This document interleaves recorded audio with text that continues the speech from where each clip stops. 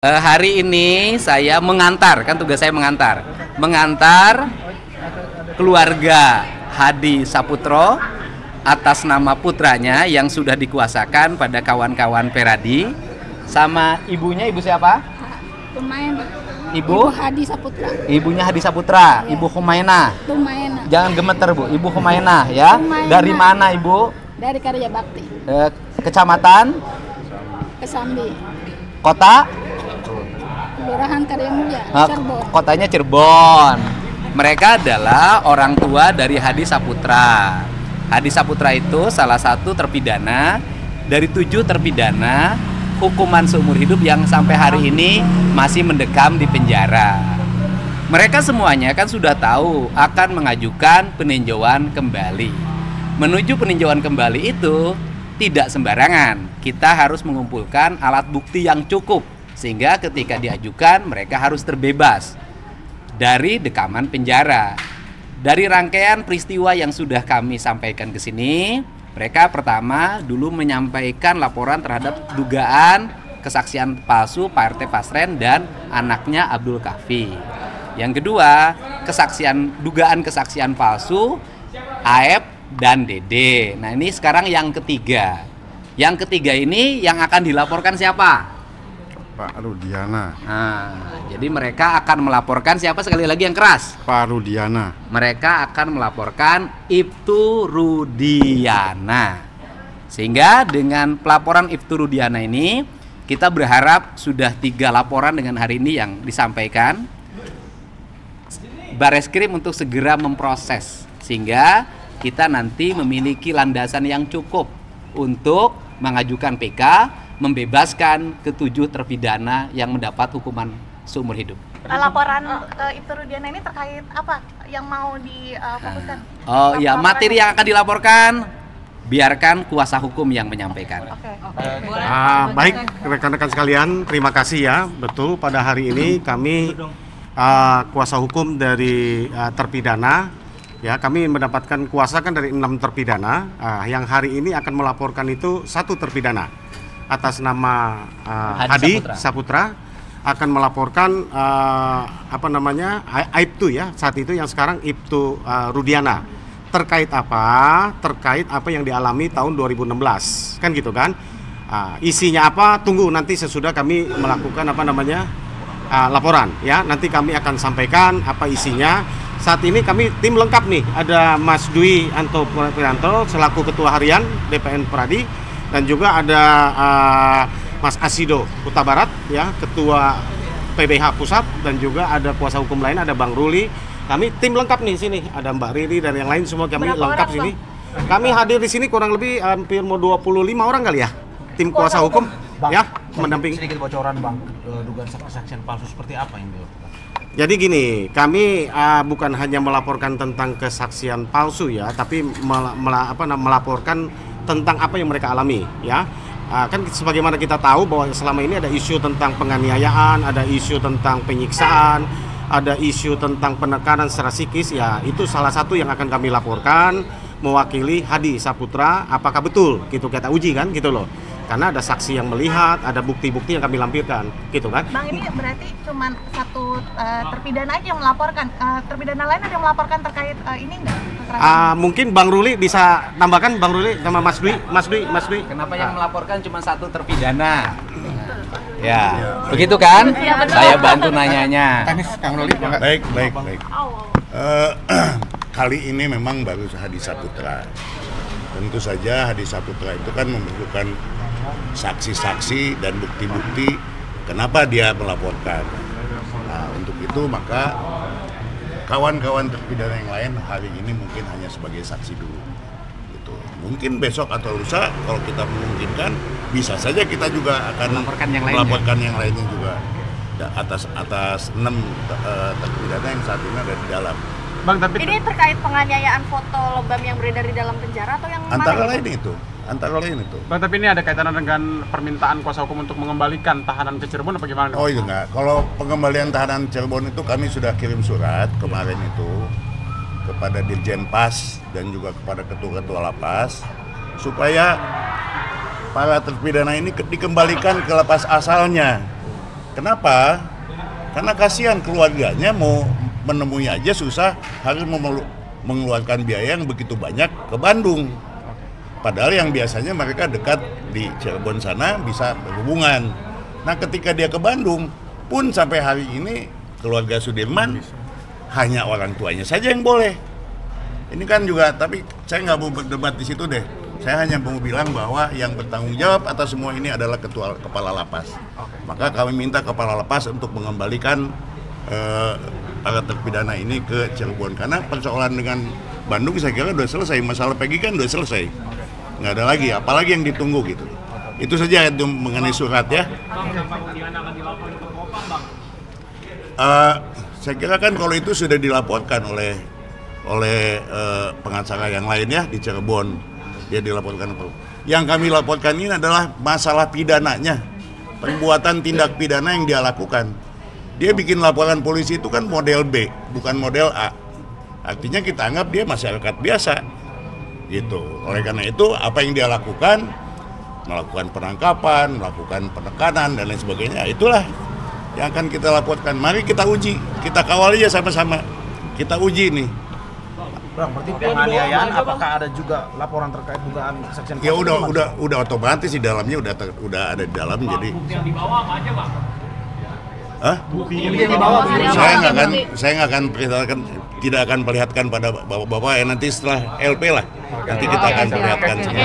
Terima kasih Pak Ruli. Terima kasih banyak ya Pak Ruli. Jadi, atur nuhun. ya, jadi intinya permohonannya bagi saya adalah, ini kan saya mengawal warga ini kan dari aspek sosial, bukan pada aspek hukumnya karena itu bukan ranah saya. Dari sisi aspek sosial, ini masyarakat, keluarga 7 terpidana sesungguhnya sudah tidak punya kemampuan apapun. Sudah berhenti bekerja, setiap hari harus pergi ke Bandung, itu pun atas dorongan dan bantuan keluarga Peradi, sehingga mereka tidak memerlukan ongkos lagi.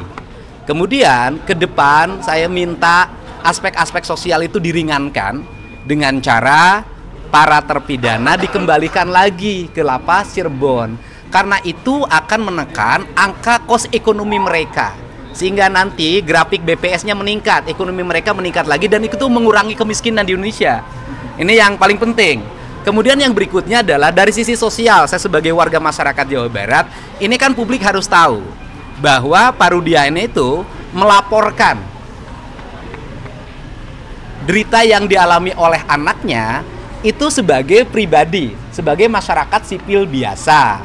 Kemudian setelah Pak Rudiana melaporkan, tadi disampaikan oleh kuasa hukum, Pak Rudiana menangani. Jadi peristiwanya adalah Pak Rudiana melaporkan sebagai warga sipil, kemudian Pak Rudiana menangani sebagai anggota dari satuan unit narkoba. Nah, nanti kaji dari sisi prosedur hukumnya, bolehkah orang dia pelapor dan dia yang menangani. Itu saja. Jadi kau yang memulai, kau yang mengakhiri.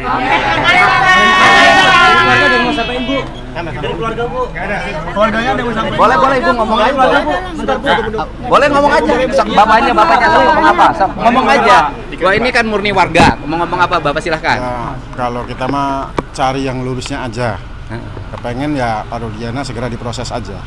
Karena untuk menegakkan hukum dan keadilan. Udah gitu aja. Dan yakin anak Bapak tidak terlibat? Insya Allah, karena anak juga yakin dia itu nggak melakukan. Saya tanya sekali lagi, yakin anak Bapak tidak membunuh? Yakin. Yakin anak Bapak tidak memperkosa? Yakin.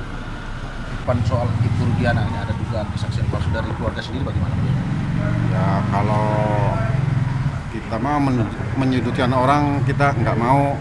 Saya serahkan untuk ke pendamping saya, kuasa hukum saya dari tim Peradi. Bapak yakin anak Bapak tidak bersalah? Yakin.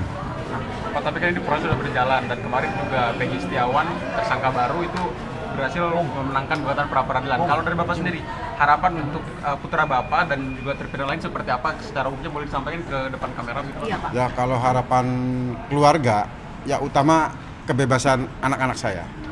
Pak, nggak ada Itu kata-kata dari pihak Hadi sendiri terkait dengan penangkapan dari tahun 2016 ini kan juga sudah lama. Nah ini kenapa kok Bapak baru sekarang untuk memberanikan diri untuk melaporkan? Begitu, Ya, Pak. karena ya kita juga karena itu juga dari belum sempat karena ditolong dari tim Peradi itu.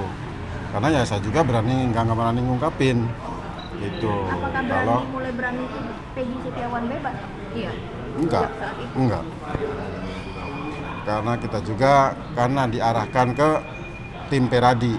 Berarti selama ini oleh Hadi, Bapak Deddy Mulyadi. Berarti selama ini Hadi bukan tersangka juga ya Pak dari kasus ini? Atau Bukan. Gimana Pak? Ya aslinya sih ya intinya kuncinya anak kita itu nggak bersalah dan tidak melakukan gitu aja.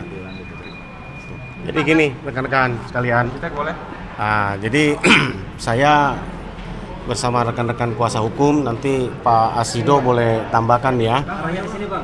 Jadi gini ya, kehadiran kami di Barreskrim hari ini ya, ini adalah Pak Kasana, orang tua dari Hadi ya. Kami adalah tim kuasa dari 6 terpidana ya, selain Sudirman ya, 6 terpidana. 6 terpidana ini kita sudah tahu jalan ceritanya kenapa kita hari ini mewakili Hadi ya kan, untuk melaporkan Aibtu Rudiana yang sekarang Ibtu Rudiana. Kenapa kita laporkan mewakili Hadi? Setelah tim ya, kami ini 120 orang, 126 orang tim kan gitu kan, kami rapat gitu kan, kami melihat untuk menegakkan tentang peristiwa sesungguhnya apa yang terjadi. Ya, menurut kami inilah satu-satunya jalan bahwa kami harus melaporkan supaya diperiksa, supaya peristiwa itu menjadi terang benderang, kita adu bukti dan juga kesaksian dan juga apa yang kami sampaikan, ya kan? Ya, kita lihat saja nanti bahwa kami kan hanya ingin menegakkan keadilan, ya. Bahwa di dalam peristiwa yang sesungguhnya terjadi, kenapa kita laporkan Rudiana? Ini kan peristiwanya terjadi sekali lagi supaya paham ya, bahwa itu adalah sesudah dinyatakan bahwa itu adalah kecelakaan oleh Polres Cirebon, bukan kota ya, oleh Polres Cirebon, karena peristiwanya terjadi di Kabupaten Cirebon, bukan di kota.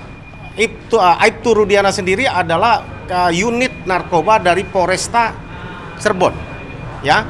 Itu perbatasan yang masuk wilayah kota Cirebon itu hanya SMP 11. Lewat ke situ sedikit itu sudah masuk wilayah jurisprudensinya Polres Kabupaten Cirebon, ya. Ketika dia melihat tanggal 28 29 dia ke Polsek Talun, dia melihat motor dan dia penasaran. Aibtu Rudiana ini melakukan penyelidikan sendiri karena dia seorang anggota polisi tapi bukan punya kewenangan untuk ke situ kan gitu kan, menyidik. Lakukan sendiri, bahkan dalam kesaksian anggotanya yang kami baca di dalam BAP, bahkan dia mengeluarkan sprindik sendiri kan gitu kan untuk melakukan penyidikan. Nanti kita uji aja lidik sendiri. Ya, itu ada kesaksian di bawah sumpah yang mengatakan begitu anggotanya. Kan gitu kan? Lalu dari peristiwa itu ya kan, dia datang tanggal dari 29 30 dia melakukan penyidikan sendiri. Tanggal 31 ya, 31 Agustus dia pukul 10 melakukan penyidikan, dan pukul 14 dia bertemulah dengan saudara Aib dan Dede. Berdasarkan pengakuan dari Aib dan Dede inilah ya kan, lalu sesudah mendapat informasi terjadi ada kejar-kejaran geng motor apa segala macam semua, dia tinggalkan nomor telepon kepada Aib dan Dede. Pukul 14, pukul 16 Aib menelpon Rudiana. Aibtu Rudiana bersama dengan teman-temannya kembali ke SMP 11 karena Aib menginformasikan bahwa yang orang-orang itu sedang berkumpul di depan SMP 11 kan gitu. Ditangkaplah, ada 8 orang yang ditangkap, diamankan atas keterangan dari informasi dari Aib. Dari 8 yang ditangkap itu, 1 akhirnya dilepaskan yang bernama Rinaldi. Kan gitu. Ya, 1 lepas. 7 ini diperiksa sendiri. Bayangkan, ini yang kami pertanyakan. Diperiksa sendiri, ya kan, Aibtu Rudiana walaupun dia seorang anggota polisi, harusnya ini bukan peristiwa tertangkap tangan menurut kami. Harusnya sesudah dia mendapat informasi itu dia informasikan ke siapa? Ke Reskrim. Reskrim lah yang akan menyelidiki kan gitu kan. Kalaupun dia mengamankan istilahnya apapun, ya mari kita uji kan gitu kan. Buktinya, faktanya bahwa terjadi penekanan penganiayaan, dan ini yang kita akan buktikan. Kita laporkan ini hari ini kan gitu kan. Terjadi penganiayaan, bahkan ini terjadi kepala itu dipukul sampai nempel di benda, bahkan ditusuk dari belakang kan gitu kan. Ini kita buktikan apakah betul apa enggak kan gitu ya kan. Kalau terjadi demikian, akhirnya terjadilah pengakuan yang atas yang mereka mereka tidak pernah lakukan, tapi karena tidak tahan siksaan mereka lakukan apa, akhirnya mengaku kan gitu kan. Kenapa kami laporkan? Karena kami yakini para klien kami kan tidak bersalah. Ini supaya menjadi novum. Kira-kira jalan ceritanya begitu. Mungkin mau ditambahkan Pak Asido, silakan. Ya. Ini Ketua PBH Pusat ya, Pradi. Ya. Jadi memang kenapa kemudian para keluarga terpidana dan terpidana ini ya mereka sekarang menjadi aktif ya untuk menemukan keadilan itu karena mereka datang ke Pradi, ke tim Pradi yang di dalamnya ada juga Pusat Bantuan Hukum Pradi. Jadi kita memang juga memberikan bantuan hukum pro bono. Jadi advokat Pradi itu wajib memberikan bantuan hukum cuma-cuma pro bono, access to justice bagi seluruh masyarakat yang memerlukan. Kalau dalam perkara ini sebenarnya teman-teman juga mungkin sudah tahu dan paham lah ya kejanggalan yang menyebabkan banyak kegaduhan jadinya di negara kita ini. Sebenarnya bahkan belakangan kita ketahui Pak Rudiana pun katanya sudah tidak terlihat gitu ya, susah ditemuin. Ini kita butuhkan sebenarnya ya bagaimana supaya jelas perkara ini. Makanya dengan ada laporan ini kita harapkan juga Pak Rudiana muncullah gitu ya. Coba kita menggugah hatinya untuk begini, kita empati atas kehilangan anaknya. Tetapi juga jangan orang yang tidak bersalah kemudian berada di dalam penjara, kemerdekaan mereka itu direbut gitu. Nah ini kita harapkan. Kita lihat ya melalui video yang dia tampil, hanya sekali itu yang kita ketahui. Sebenarnya di situ juga dia sudah mengalami kegundahan di situ ya. Dia juga berdoa semoga ini bisa diungkapkan. Padahal sudah ada ya menjadi korban, menjadi terpidana di penjara seumur hidup. Nah inilah harapannya dengan adanya laporan polisi ini kita mengharapkan, ayo Pak Rudiana muncullah gitu, sampaikan kebenaran itu. Ya kalau semua sudah kita tahulah ya. Banyak sekali yang tidak sesuai, tidak benar, banyak sekali sudah.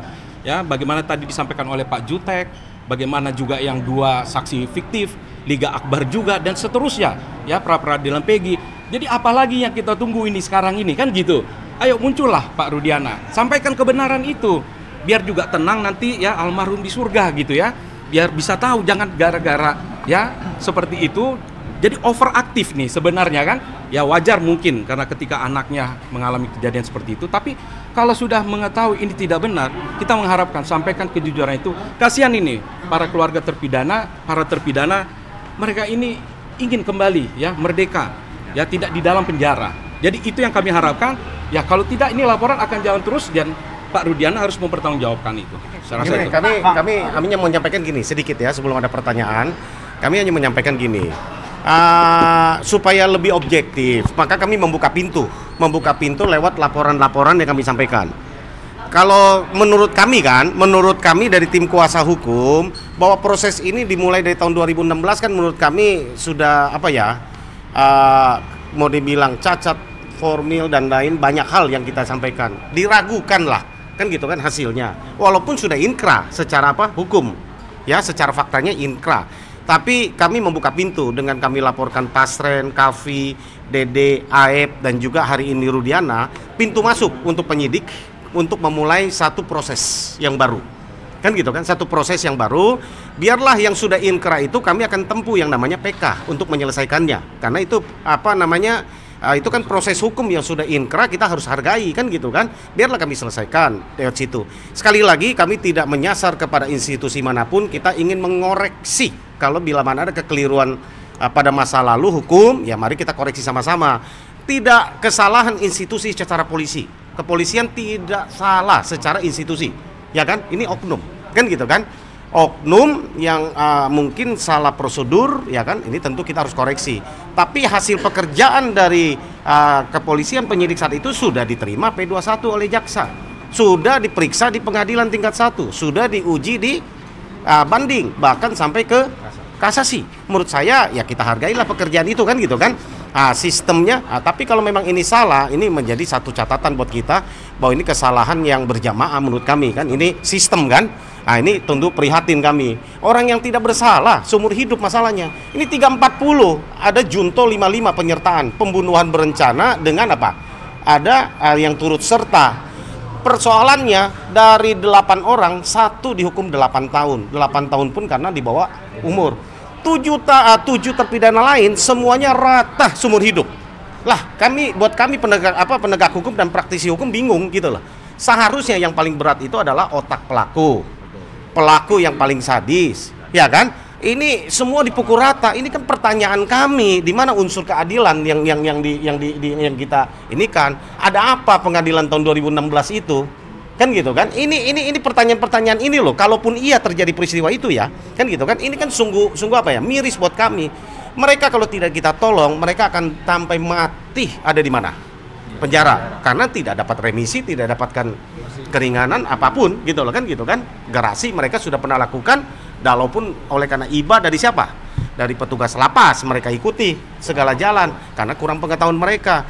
Itu pun mereka turuti kan gitu kan. Tapi ya itulah kemanusiaan dan dalam penegakan hukum maka kami Pradi ya tadi sampaikan Ketua PBH Pak Dr. Asido Huta Barat ya kan, bahwa Pradi lewat PBH, kebetulan kami kejadiannya ada di Bandung, maka kami kebetulan bersama-sama dengan PBH, tim kuasa DPN, kita sama-sama kita menangani kasus ini, membantu para keluarga terpidana dan juga para terpidana. Itu rekan-rekan sekalian. Pak, kalau dari pengetahuan tim kuasa hukum sendiri, apa sebenarnya motif dari si Pak Ibtu Rudiana ini akhirnya juga menyasar dari keluarga terpidana?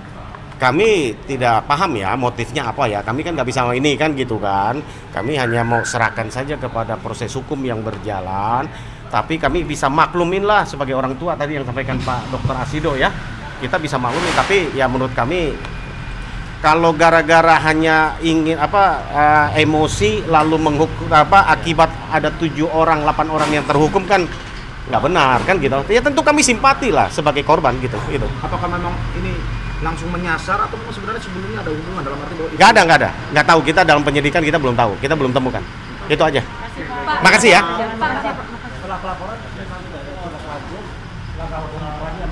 Kami segera menyusun PK, sedang berjalan ini. Kami tidak terburu-buru ya, kami mau sampaikan gini.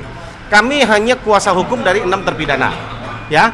Mengenai ada salah satu yang sudah mengajukan PK yang akan sidang tanggal 24 Juli yang akan datang, itu kami bukan kuasa hukumnya. Kami tidak ingin terburu-buru. Kenapa? Kami tahu bahwa ini sudah produk hukum, tentu untuk mengatasi itu kami tidak boleh sembrono, kami harus hati-hati menghadirkan bukti baru yang valid. Kan gitu kan? Kekeliruan hakim di mana, ada cara penerapan di mana, ada novum di mana yang diperbolehkan undang-undang untuk kami PK. Gitu ya. Jadi kami tidak buru-buru ya, gitu kan? Pak, kami yang terakhir dong, kan Bapak tadi nyebut kalau Bapak yakin anak Bapak nggak ngelakuin itu. Bapak yakin dari hal apa sih, Kak? Kenapa kok bisa merasa bahwa anak Bapak itu bukan pelaku? Dari kesaksian teman-temannya itu yang bersama-sama waktu malam itu bareng sama anak saya. Gitu. Terus kesaksian dari warga tetangga terdekat kita yang mengatakan bahwa anak saya itu ada di rumah anaknya Pak Pasran itu. Udah, anak kesaksian segitu yang berarti kami sampaikan. Anak Bapak nggak ada di tempat di lokasi saat pembunuhan Vina Cirebon itu? Tidak ada. Semua itu ada di rumah anaknya Pak Pasran. ya, sudah ya, rekan-rekan ya, cukup ya. Satu aja sekali tadi nggak dapat, boleh diulangin sekali lagi pernyataan hari ini kenapa mau melaporkan Ibtu Rudiana dan kenapanya, harapannya? Ya, kalau harapan saya sih ya untuk menegakkan keadilan. Ya, karena anak itu anak saya itu yakin tidak bersalah. Ya, itu aja. Oke ya.